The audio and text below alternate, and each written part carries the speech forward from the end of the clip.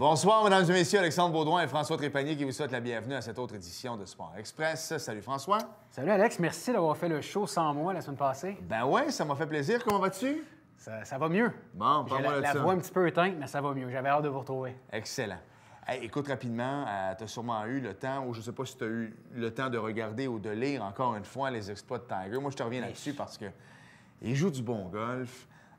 Les gens ont tellement craché. C'est drôle, hein? Haters gonna hate, mais les gens qui ont craché sur lui, et là, tout d'un coup, in your face. c'est pas pire. Non, mais là, il est revenu quand même pas si mal. Oh, oui. Je trouve ça le fun, ce qu'il fait. Il est beau à voir jouer, il est solide sur la balle. Les commanditaires aiment ça, et les réseaux de télévision également. Ouais. Ce qui est le fun, Alex, c'est que Tiger, c'est rare qu'on a vu ça, a du plaisir à jouer au golf, ce qu'on ne voyait pas auparavant. Et tu as vu, on a parlé d'une augmentation de 74 des codes d'écoute pour le PGA Tour à la télévision. Après, les gens qui disaient « Ah, Tiger, aucun impact ».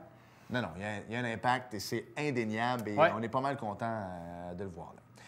Le Canadien, je t'en parle pas. Et juste pour te dire à quel point j'ai décroché. Nous, on enregistre le lundi. Et en m'en venant, bon, naturellement, j'écoutais le 91.9, mon chum Jean-Charles, et il parlait du match de lundi soir contre les Panthers de la Floride. Je savais même pas que le Canadien jouait. Okay. Je pensais que tu avais des billets, mais tu non, mais pas. En fait, ben oui, on les donne. C'est n'importe quoi. J'y vais pas. C'est n'importe quoi. Ils me font suer pour pas dire autre chose.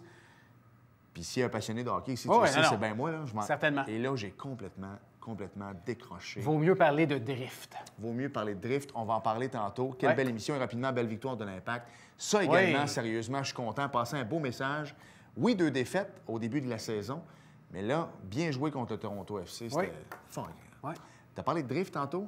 Oui, écoute. Quelle belle émission. L'entrevue est déjà réalisée. Quel chic type. Oui, Tommy Lemaire-Ouellette, quelqu'un que je connais à cause des clubs entrepreneurs étudiants du Québec. Alex, colloque que j'anime, on salue toute l'équipe. J'ai rencontré Tommy là-bas, on a parlé de sa passion pour la course automobile, pour le drift. Et j'ai su que c'est un petit gars de Saint-Paul-Illinois qui reste en résidence au cégep, qui va à l'école à Saint-Jean et qui performe dans son sport. Donc, c'était dans notre créneau de l'inviter. Et si on veut briser tous les tabous et que les jeunes ne font rien, écoutez les prochaines 20 minutes. C'est fort intéressant. Donc, on s'arrête 5 secondes et au retour, 20 minutes bien palpitantes avec Tommy Lemaire-Ouellette. Bougez pas.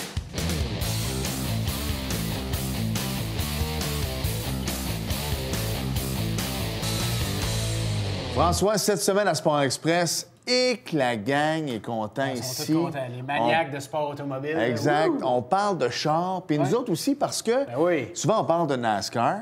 C'est plate. On parle de Formule 1 également, mais là, on va parler de drift. J'ai toujours dit qu'il faut être un peu cinglé pour pratiquer ce sport-là. Et avec nous, Tommy Lemaire-Ouellette. Salut. Salut, Tommy. Merci d'avoir accepté l'invitation. Ça fait plaisir. On va parler de drift dans pas long, parce que c'est quand même ta passion.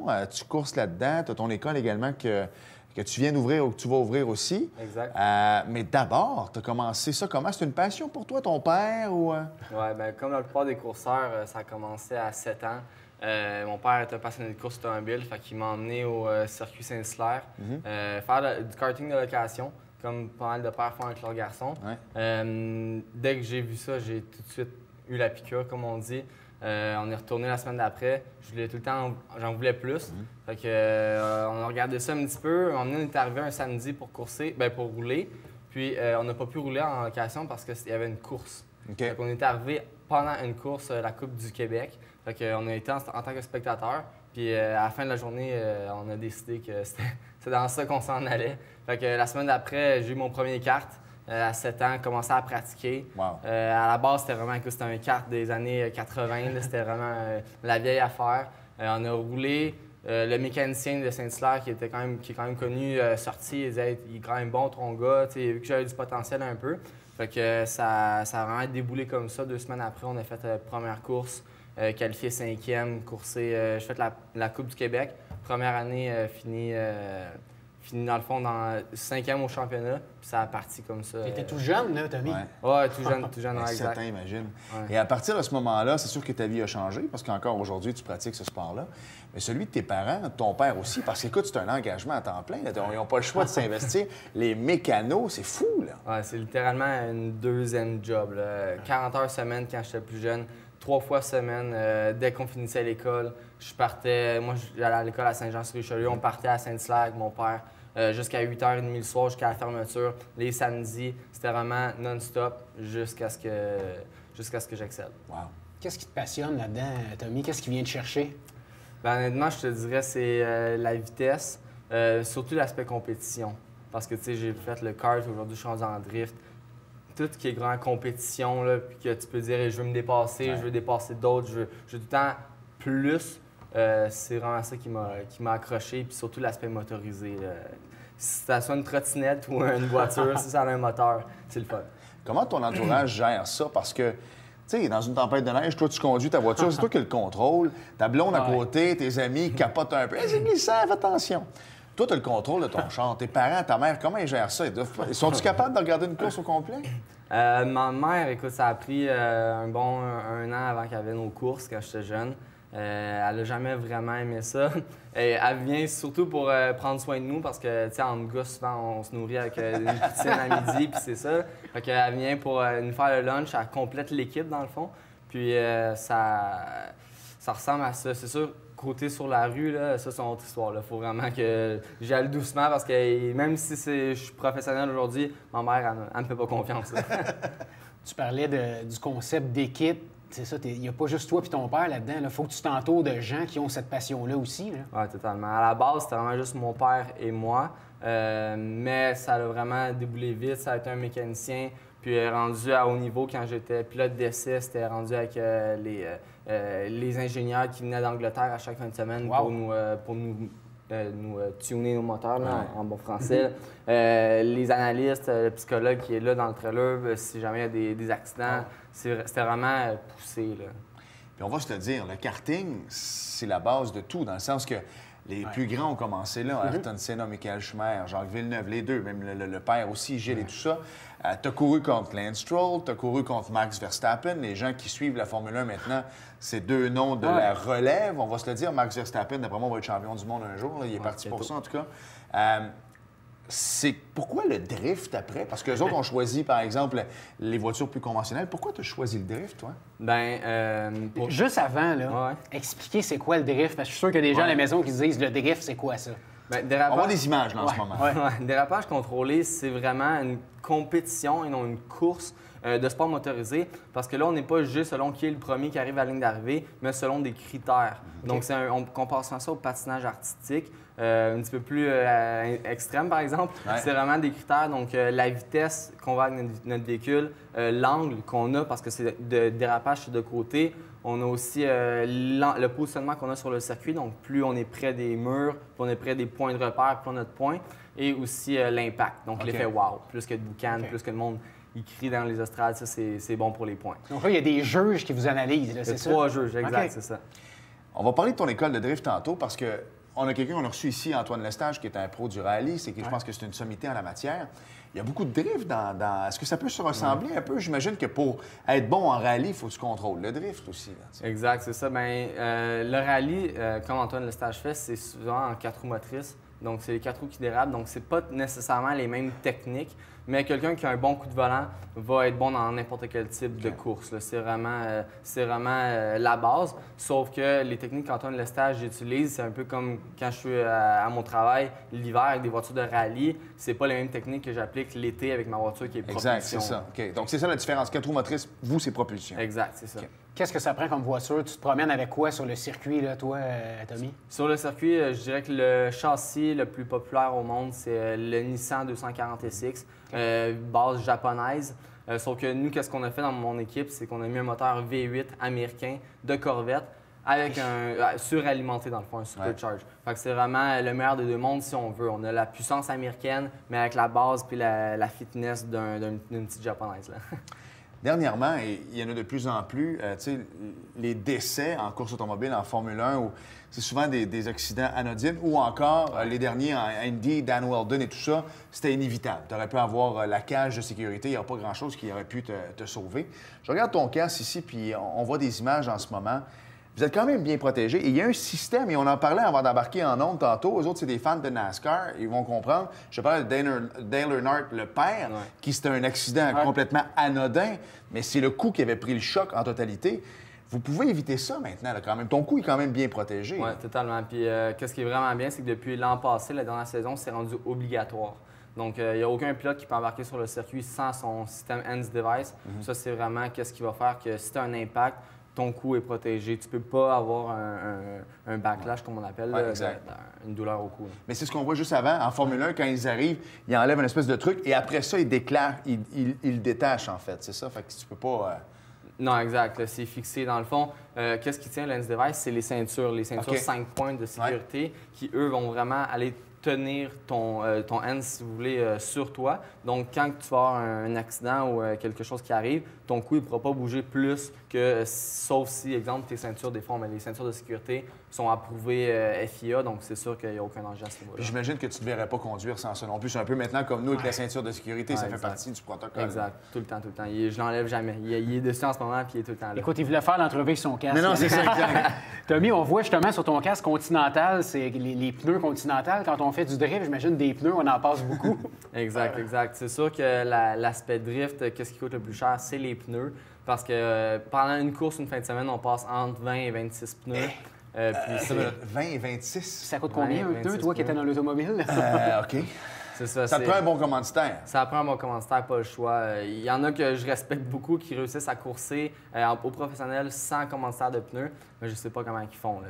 Attends une minute, un pneu peut valoir combien? C'est sûr que peut-être moi, je me coûterais 700-800 le pneu. Toi, tu l'aurais pas à ce prix-là, mais quelqu'un pourrait coûter comme 10 000 de pneus par week-end. C'est quasiment insensé. C'est insensé, mais c'est ce qui coûte cher de la drift. Là, parce que exemple, un layout qu'on va dire, un aller-retour, le temps de retourner dans les puits qui dure 30 secondes, c'est un set de pneus qu'on brûle.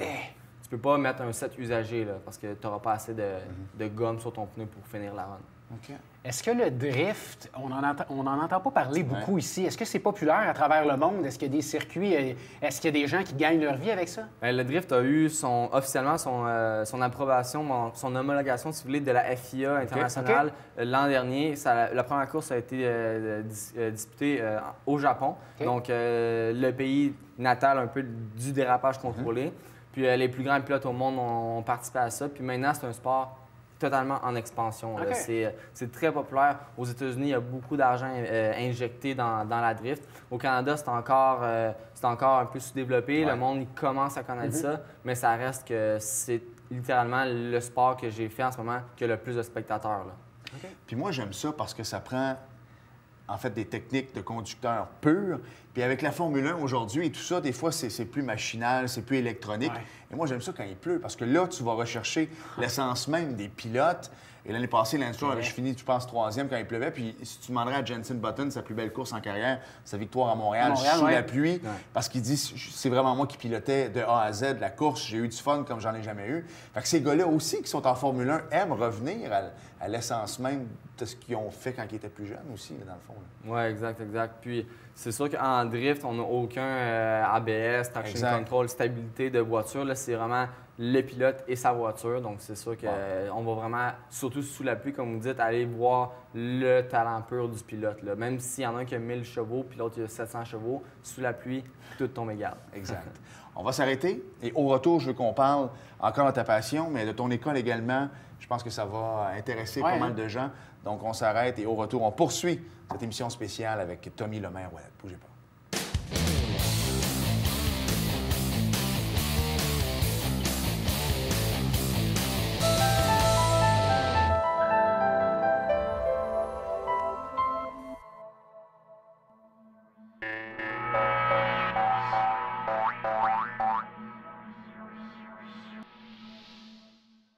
La télévision du Haut-Richelieu, c'est pas juste une télévision locale, c'est une télévision axée sur tes passions.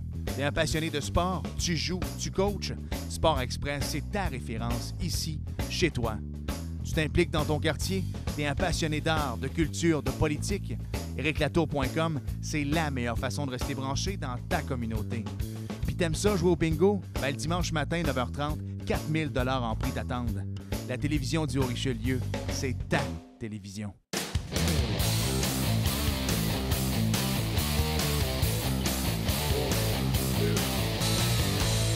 Nous sommes de retour avec notre invité Tommy Lemaire-Ouellet et on parle de drift cette semaine, François. C'est fun, hein?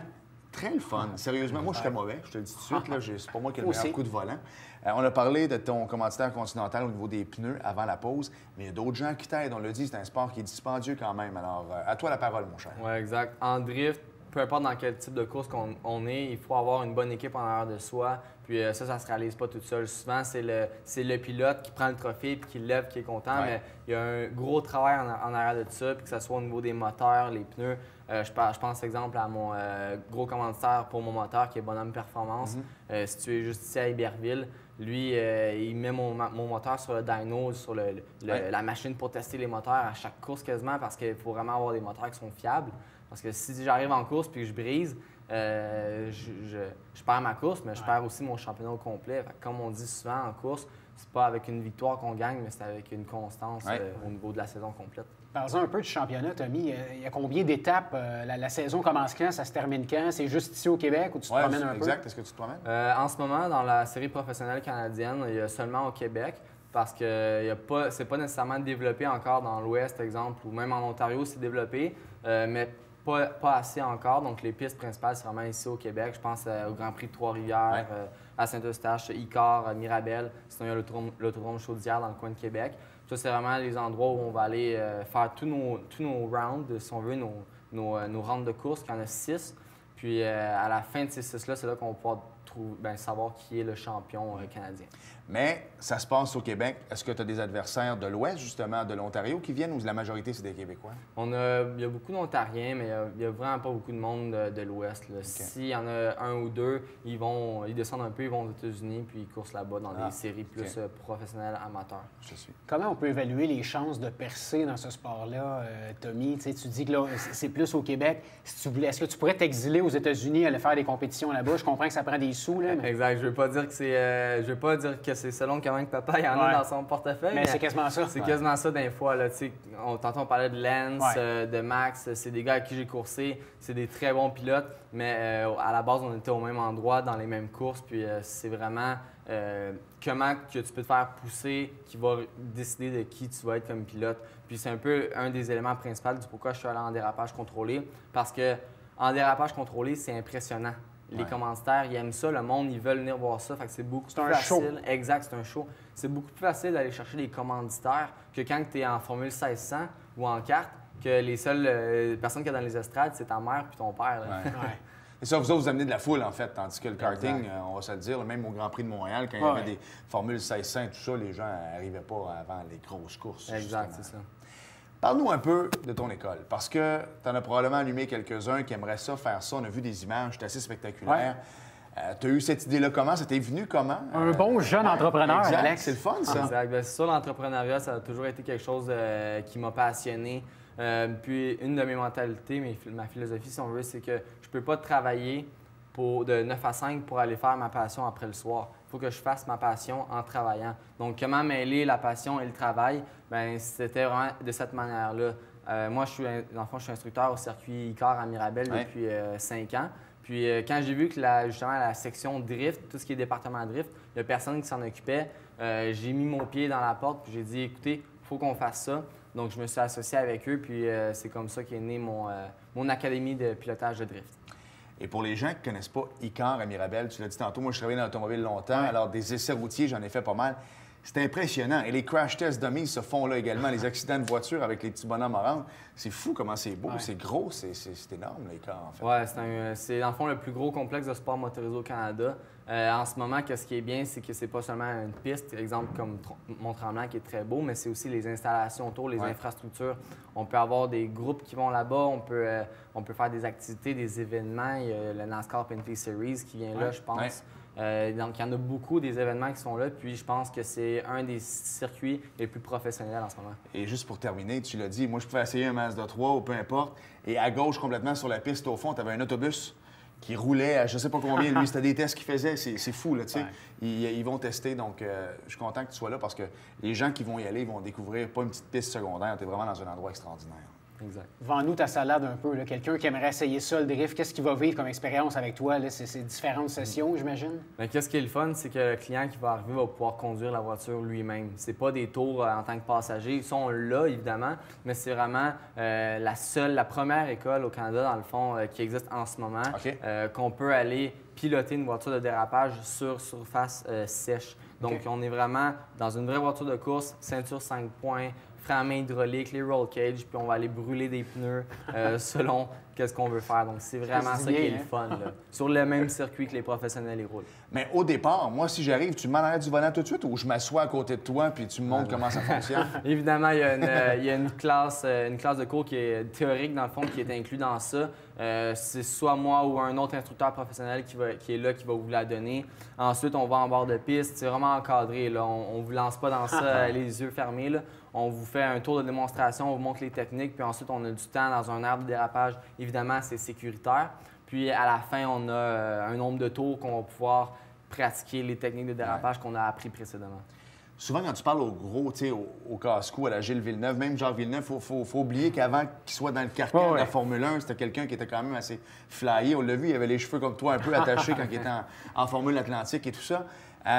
Souvent, c'est ça. Souvent, les gens disaient « Ah, Jacques, comment ça que t'es bon? » tout ça. Et dis-moi, mon père, c'est un Québécois, il apprend à conduire dans la neige, puis dis-moi, j'ai été élevé en Suisse, même chose dans la neige.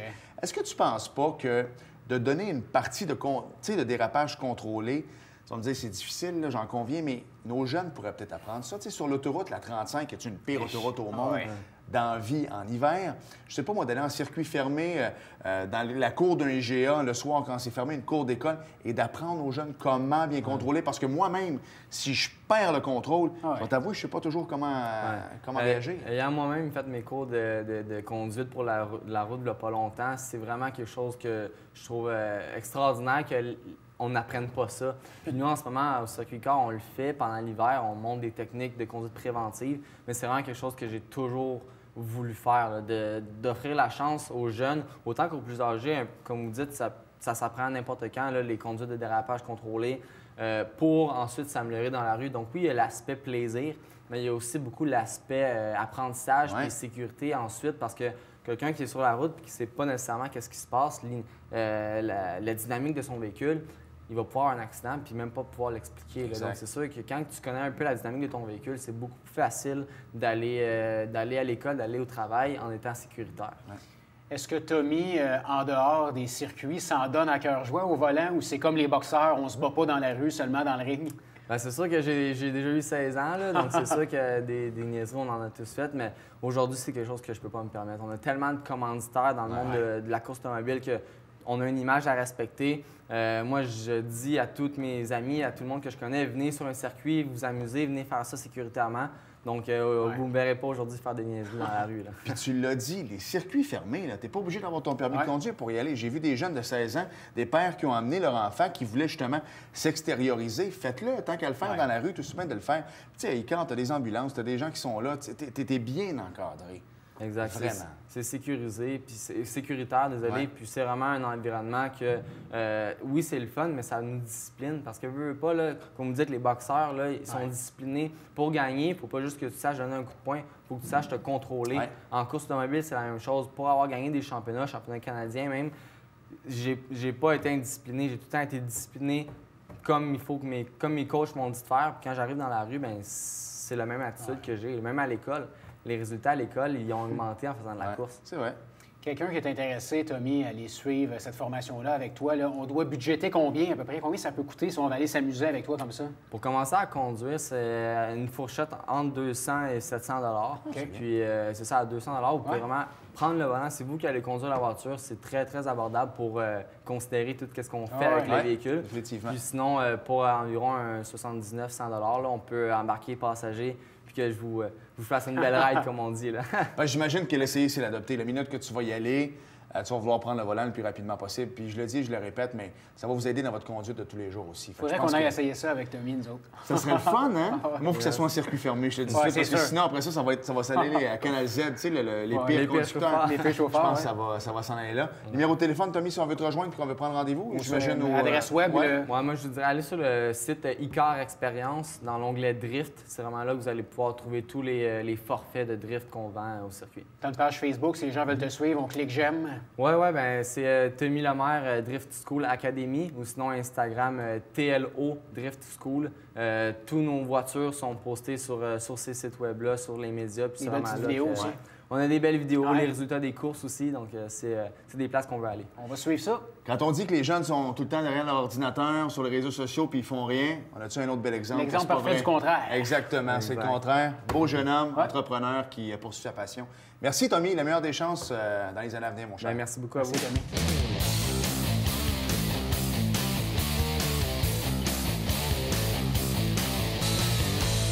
Nous sommes de retour en Sport Express. Et François, parle-moi un peu des Titans et des Cerbères. Oui, l'informateur Joannet, l'informateur football, anciennement informateur olympique. Il était jusqu'à hier l'informateur paralympique également, incroyable. William Julien.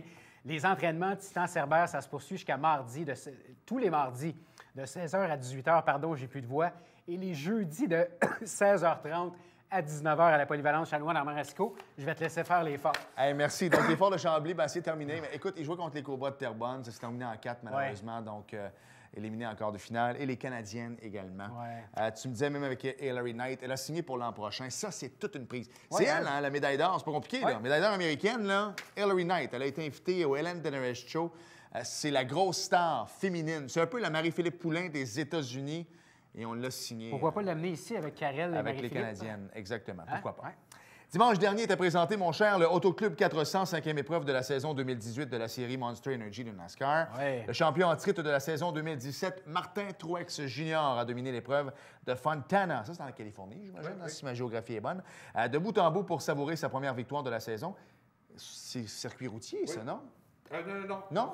OK. Je connais pas ton NASCAR. Non, mais je pensais que Fontana, il y avait une piste... 2000 $, voilà. Parti de la pole, il a remporté les 2 premières épreuves. Et ça, il y a quelqu'un qui va m'expliquer, là. J'ai toujours pas compris les étapes en course, moi, sincèrement. Mais en tout cas, il a remporté les 2 premières étapes de la course, en plus de mener 125 des 200 tours. Donc, voilà, il a remporté la course, tout simplement. Kyle Larson, celui qui a un nom de bateau, et Kyle Busch ont terminé respectivement en 2e et 3e. Brad Keselowski et Joey Logano ont complété le top 5. Martin Truex Jr., Kyle Busch, Joey Logano, Brad Keselowski et Ryan Blaney sont votre top 5. Oui, Ryan Blaney, lui, bien connu dans sa famille. Et dimanche prochain, le 25 mars, à 14h, c'est le STP 500. Finalement, un nom de course qui a rapport avec la course. Enfin. STP 500 à Martinsville Speedway, en Virginie. Voilà. Merci, François. Merci, Alex. Merci à vous d'avoir été là et on se reparle la semaine prochaine. Salut. Bye-bye.